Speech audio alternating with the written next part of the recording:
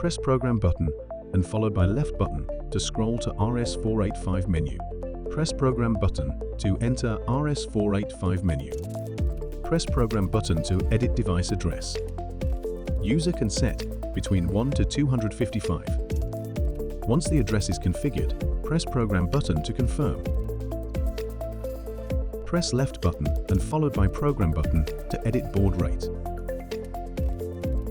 User can set between 1200 to 38,400 bits per second.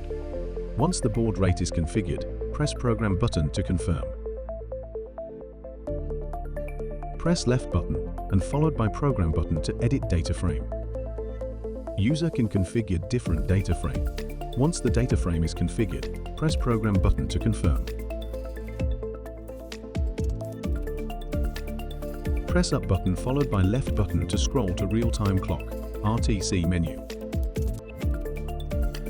Press Program button to enter RTC setting. Set the year to the current year and press Program button to confirm. You can do the same for months, day, hour, minute and seconds. Press the up button twice to return to main page.